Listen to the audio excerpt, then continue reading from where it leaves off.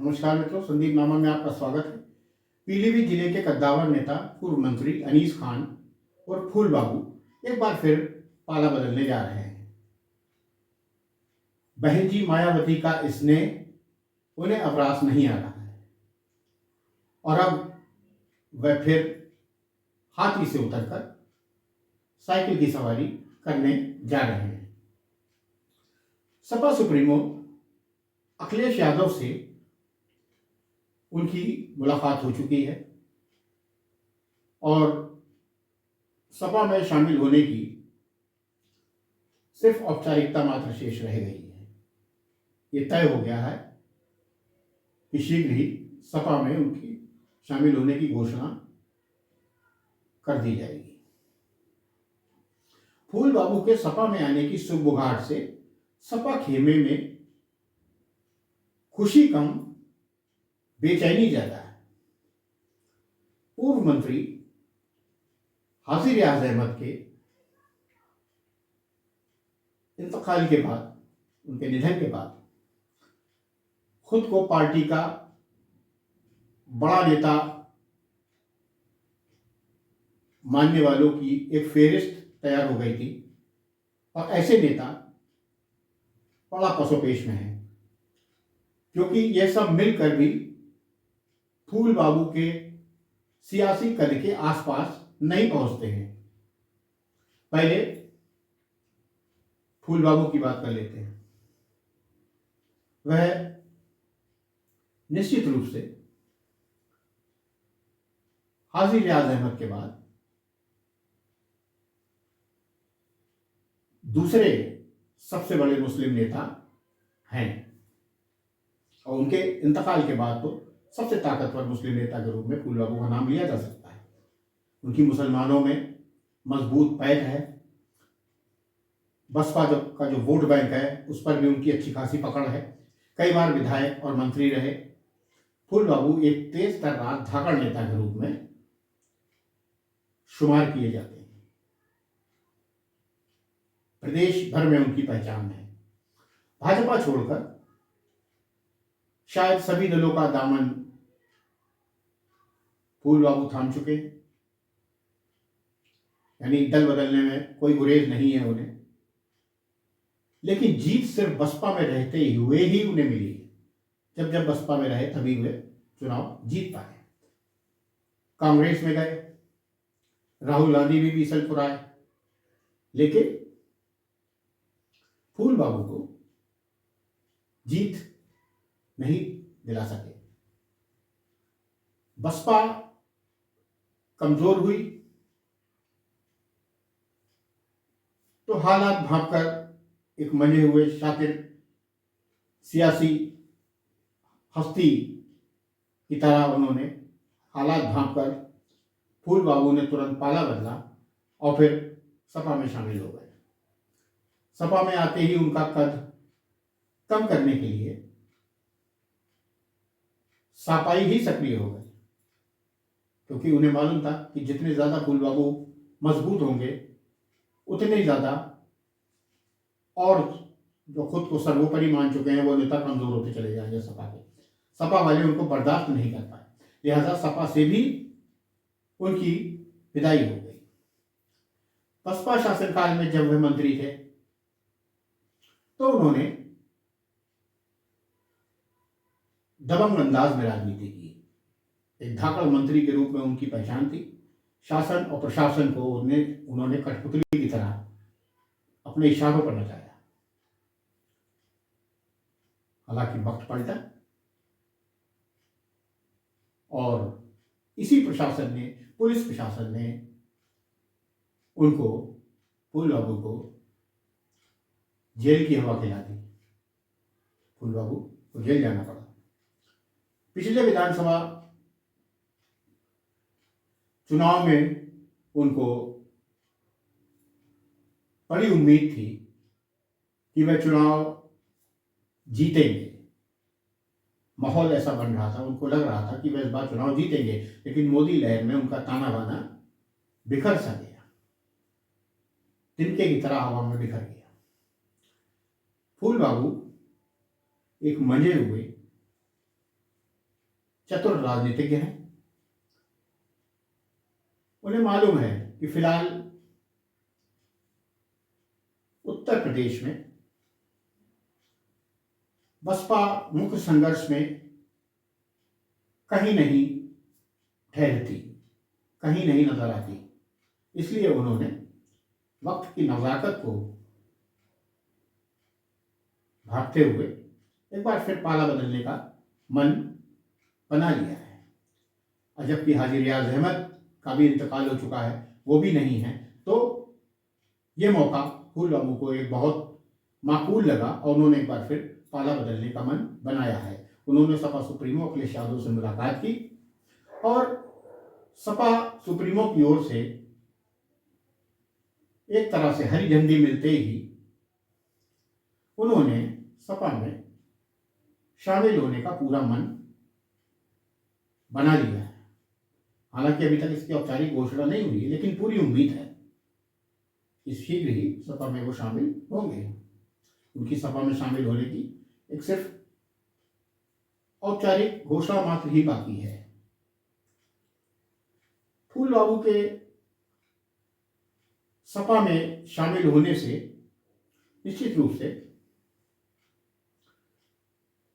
सपा मजबूत होगी। फूल बाबू का एक कद है, उनके साथ एक बड़ा धड़ा है, वो अगर सपा से जुड़ेगा तो निश्चित रूप से सपा मजबूत होगी।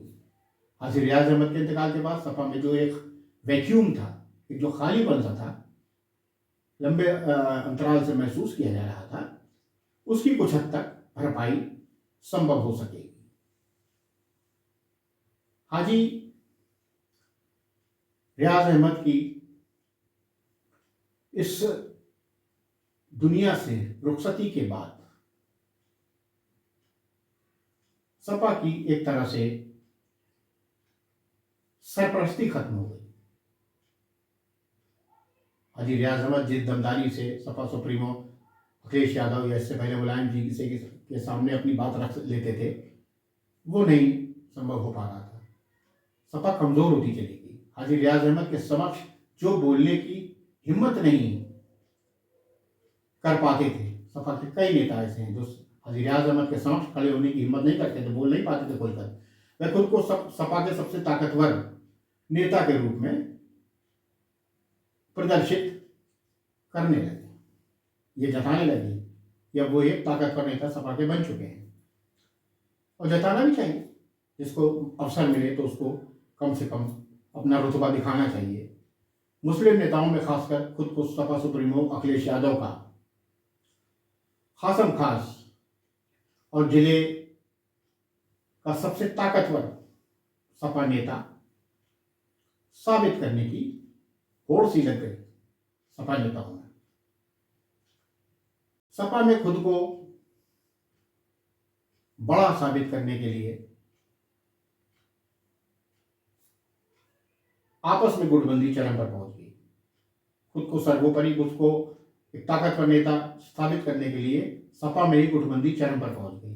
सपा जिला अध्यक्ष जगदेव सिंह जग्गा, महामंत्री तत्कालीन पूर्व महामंत्री यूसुफ कादरी आमने सामने हो गए।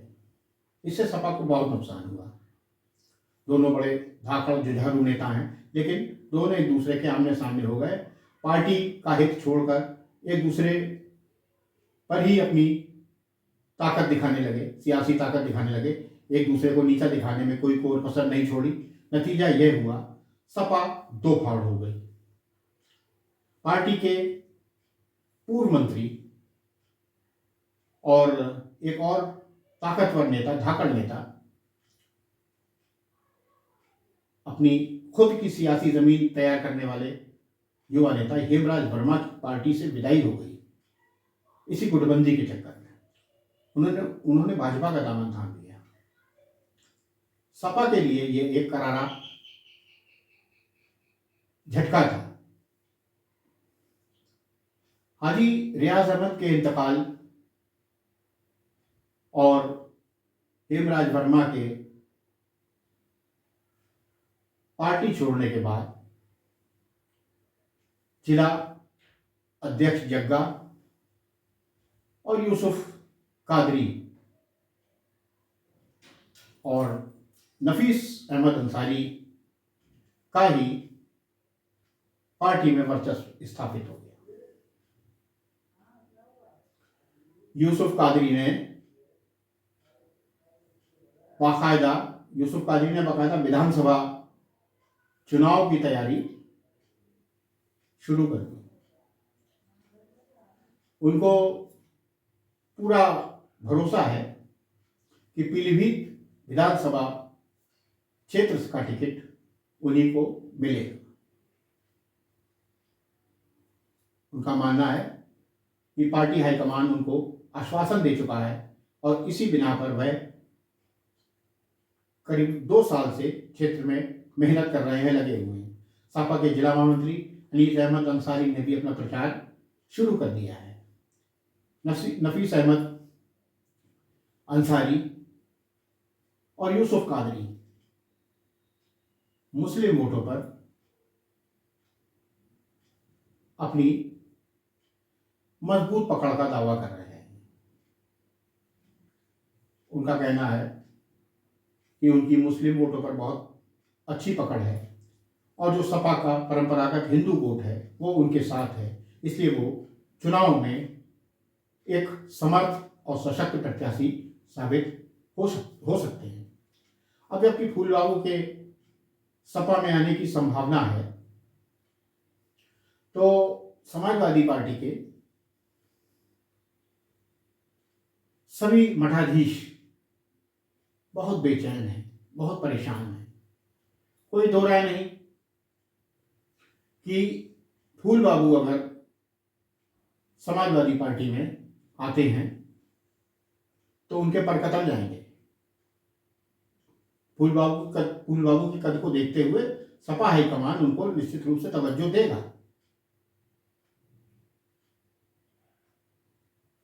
वैसे तो संभावना है कि फूल बाबू बीसलपुर से सपा का टिकट मांगेंगे, क्योंकि वो उनकी परंपरागत सीट है। वो निरंतर दशकों से बीसलपुर विधानसभा क्षेत्र से चुनाव लड़ते आए हैं। वैसे तो वो बीसलपुर से ही टिकट मांगेंगे, लेकिन अगर पीलीभीत विधानसभा क्षेत्र से टिकट के दावेदार यह सोचकर परेशान हैं कि अगर फूल बाबू का रुख पीलीभीत की तरफ हो गया तो क्या होगा, क्योंकि फूल बाबू पीलीभीत में भी निरंतर सक्रिय रहे हैं। लोकसभा का चुनाव भी उन्होंने यहाँ लड़ा, उन्होंने अपनी टीम भी तैयार की और पीलीभीत विधानसभा सीट के में भी उनका काफ़ी अच्छा दखल हो गया है। और अगर ऐसा हो गया तो और प्रत्याशियों को लगता है कि उनका तो पत्ता ही साफ हो जाएगा। अगर फूल बाबू ने यहाँ से टिकट मांग लिया और मुतमईन कर लिया सपा सुप्रीमो को, तो उनका तो पत्ता ही कट जाएगा। फूल बाबू लगातार पीलीभीत में रहे हैं, उन्होंने बाकायदा काफ़ी संपर्क अपना बनाया है, इसलिए संभावना ये जताई जा रही है कि फूल बाबू को बीसलपुर से या पीलीभीत में से किसी एक विधानसभा सीट से उनको टिकट दिया जा सकता है। फूल बाबू के सपा में आने की संभावना के बाद नफीस अंसारी और यूसुफ कादरी ने अपना प्रचार भी तेज कर दिया है। सपा के इन ताकतवर नेताओं की, सो कॉल्ड जिन्हें कह सकते हैं कि वो अपने को ताकतवर नेता मानते हैं, ये दोनों, इन नेताओं की पेशानी पर बल पड़ना शुरू हो गए हैं। हाजी रियाज अहमद का अपना दबदबा था। हाजी रियाज, जब सपा की सरकार थी तो हाजी रियाज अहमद का अपना दबदबा था और पार्टी हाईकमान की मजबूरी थी कि उनको तवज्जो दे। इतने असरदार, इतने पावरफुल नेता थे कि पार्टी हाईकमान की मजबूरी थी कि वो उनको तवज्जो दे। लेकिन अगर फूल बाबू सपा में शामिल हो गए तो फिर समाजवादी पार्टी की राजनीति फूल बाबू के इर्द गिर्द आसपास घूमेगी और खुद को अखिलेश यादव के बहुत खास और पार्टी का मठाधीश खुद को पार्टी का मठाधीश समझ रहे नेताओं का भी प्रभाव कम होगा, निश्चित रूप से कम होगा। फिलहाल अगर फूल बाबू सपा में आते हैं तो समाजवादी पार्टी की तस्वीर में बदलाव निश्चित रूप से आ सकता है। वो इस कद के नेता हैं, वरना मौजूदा समय में पार्टी बहुत बहुत कमजोर स्थिति में है। समाजवादी पार्टी बहुत कमजोर स्थिति में है। ऐसे तो पूरे प्रदेश में ये स्थिति है, लेकिन पीलीभीत में भी समाजवादी पार्टी की संगठनात्मक स्थिति और जो क्षेत्र में पकड़ है वो संतोषजनक नहीं है, कमजोर स्थिति में है।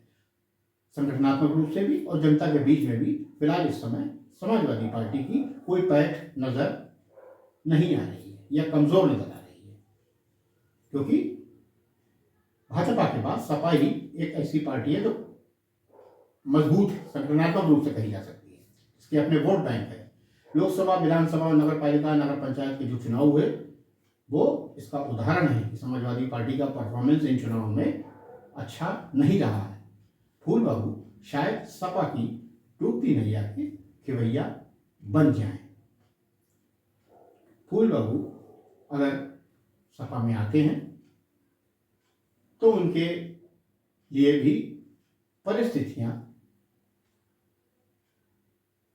बहुत आसान नहीं होंगी, बहुत अनुकूल नहीं होंगी। उनको कठिन चुनौतियों का सामना करना पड़ेगा, क्योंकि बसपा में जो थे तो उनका एक छत्र राज था, कोई उनके मुकाबले खड़ा नहीं हो सकता था। लेकिन सपा में उनके आने के बाद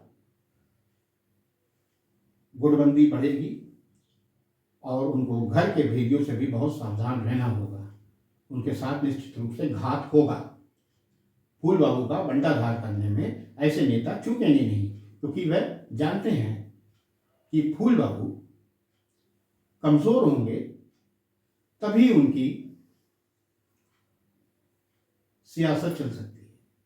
अगर फूल बाबू कमजोर होंगे तभी सपा में उनकी सियासत उरूज पर जा सकती है। इसलिए फूल बाबू अगर सपा में आते हैं तो उनको भी एक कठिन परिस्थिति का सामना करना पड़ेगा। समाजवादी पार्टी के पहले जो उनका कार्य करने का तरीका है समाजवादी पार्टी का, उसमें खुद ढलना होगा, क्योंकि वो हर पार्टी में भटकते रहते हैं। तो उनको समाजवादी पार्टी का जो काम करने का तरीका है उसको अपनाना पड़ेगा। और किस तरह से उनको जो उनके मुखालिफ अचानक खड़े होंगे उनको किस तरह से न्यूट्रलाइज करना है, किस तरह से अपने पक्ष में करना है, इसके लिए भी उनको एक रणनीति तैयार करनी होगी। फिलहाल भविष्य में क्या होता है ये हम और आप देखेंगे और फिर नए सिरे से इस पर चर्चा करेंगे।